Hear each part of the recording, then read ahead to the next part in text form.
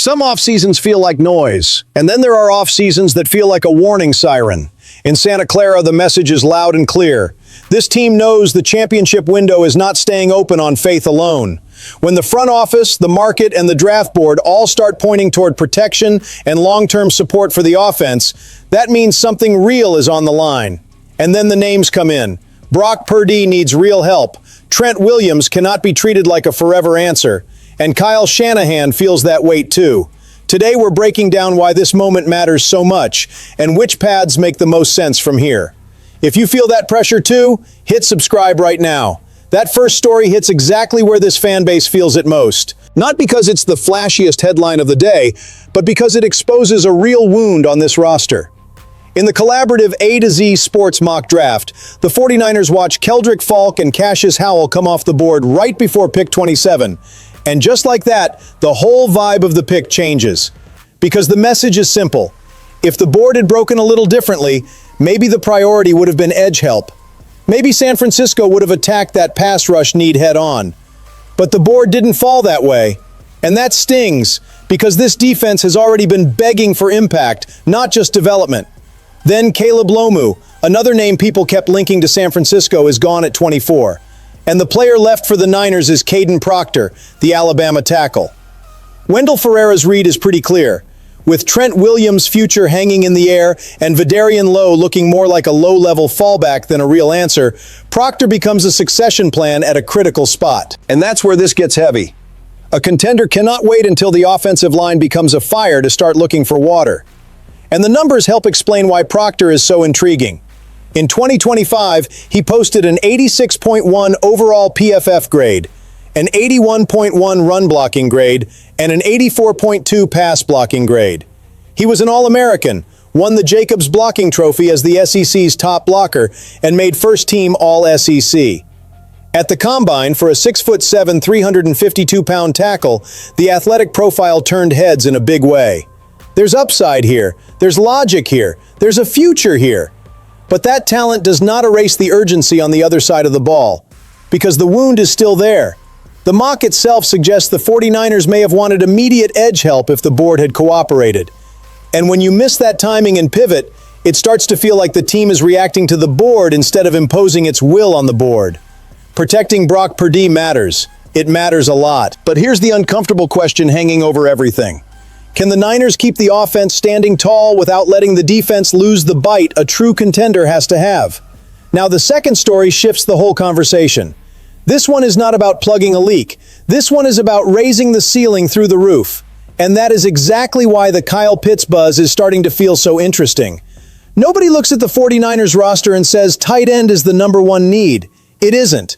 But some market opportunities do not show up because you're desperate. They show up because the talent is too explosive to ignore. And that is the heart of this rumor.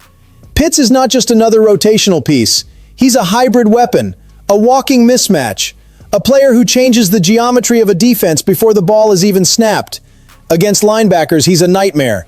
Against safeties, he's a nightmare. Split wide, in line, moving around the formation, he brings exactly the kind of flexibility Kyle Shanahan loves when he wants the offense to feel like a maze with no exit. That's why this rumor carries real juice. Not because there's confirmation a move is close. There isn't. That part has to stay grounded. But in football logic, you can immediately see why San Francisco would monitor any crack in Atlanta's stance. When a play caller like Shanahan sees rare talent, he's not just thinking about depth. He's thinking spacing, coverage stress, third down, red zone, matchup nightmares, the whole package. But then comes the hard part. Kyle Pitts would not come cheap. The franchise tag raises the price, raises the complexity, and turns this into a heavyweight gamble. And this is exactly where the title window pressure comes roaring back into the room. Because when a team believes its moment is now, it has to decide. Do you spend resources fixing weakness, or do you go hunting for rare offensive firepower and try to blow the roof off your ceiling? The most obvious decision is not always the one that terrifies defenses in January. And honestly, this feels like the kind of rumor that splits the 49ers fan base right down the middle. Some people will call it a luxury. Some people will call it a contender's opportunity. And truthfully, both sides have a case. Brock Purdy would get another dangerous weapon, but the cost could hurt other spots that matter too. If you'd be willing to make a bold swing like that to make this offense even more dangerous, smash that like button right now, because this is the kind of debate that separates ordinary off-seasons from all-in Super Bowl ambition. At the end of the day, what makes this rumor so compelling is the fit. This is not rumor for rumor's sake. This is the image of rare talent dropped into a creative system that could unlock it in a huge way. If Atlanta ever loosens its grip, San Francisco is going to show up in that conversation. And when a door like that opens, a real contender cannot pretend it didn't see it. Then we get to the third story, and this is where everything turns more emotional.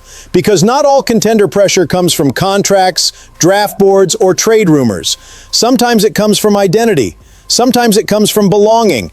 Sometimes it comes from that feeling that a team only becomes itself again when certain pieces are back where they belong. And that is exactly why Dre Greenlaw's return hits so hard. Greenlaw left, had a rough year in Denver, battled injuries, and landed in a situation where nothing really seemed to click. And he was brutally honest about it. He flat out said he wasn't happy. And that one sentence says a lot. Because we're talking about a linebacker who has always played with high voltage, explosion, and instinct. When your body isn't responding, when the process feels broken, when you're taking reps in a place that doesn't feel like home, the drop-off is not just physical. It becomes emotional too. And you could feel that in everything he said. At the same time, his return to San Francisco doesn't feel like empty nostalgia. It feels like a reset. A reunion with his role, his environment, and his football rhythm. Greenlaw himself talked about the familiarity across the whole organization, and especially the connection with Fred Warner. Some duos work because they spend time together. This one looks like it works because they were built to find each other on the field. They speed up together. They read chaos together. They change the temperature of a defense together. That is not a side detail. That is structural. The 2025 numbers explain why Denver cooled on him. Only 8 games, 43 tackles, 2 tackles for loss, and 1 interception. For a guy who had 127 and 120 tackles in his last 2 full seasons in 2022 and 2023, that drop is brutal. But if you only stare at the bad stretch, you miss the point that matters most. The 49ers are not bringing back just a familiar name because it feels good. They're betting that the right environment can unlock the right player again. And contenders that know their own DNA sometimes hit big because they understand exactly where a player's confidence comes back to life. And do you know how big that is inside this whole thesis? Massive. Because a championship window under pressure is not only about adding new pieces, it's about recovering intensity, emotional edge, and that violent competitive pulse in the middle of your defense. If Greenlaw comes back healthy, happy, and locked in next to Warner, the Niners could put a version of themselves back on the field that this fan base knows well. Fast, physical, and emotionally connected. This might not be the loudest move of the offseason, but it could be one of the moves that changes the soul of the team the most. And when the soul comes back, Santa Clara feels it immediately. Now, the fourth story brings a sharp contrast, because it shows the 49ers made a move that earned respect across the league, and still, the pressure hasn't gone anywhere. According to Mike Sando of The Athletic, NFL executives were almost unanimous in praising the Osa Odighizuwa trade. One exec even called it a total upgrade. And that matters, because that's not fan hype. That's the voice of people who build rosters and study defensive lines for a living. Osa arrives with 17 career sacks, still just 27 years old, and with the kind of interior pass rush profile that can change the face of a defensive front. That alone explains the praise. San Francisco needed more juice inside. It needed someone who could collapse the pocket and speed up opposing quarterbacks from the middle. And it got that.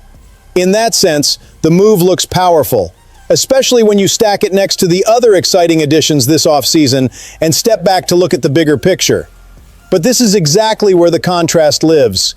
If the Osa trade was that good, why does the urgency still feel so high? Because it upgrades one area, but it doesn't solve everything. The whole draft conversation already showed edge rusher is still a serious issue. So yes, this is good news. But it also makes one thing painfully clear.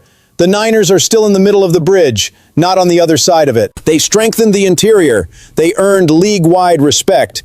But they still have to nail the next moves at edge, wide receiver, and defensive back if they want to turn a good offseason into a true contender offseason. And I think that is exactly why this hits fans so directly. Because there is real value coming in.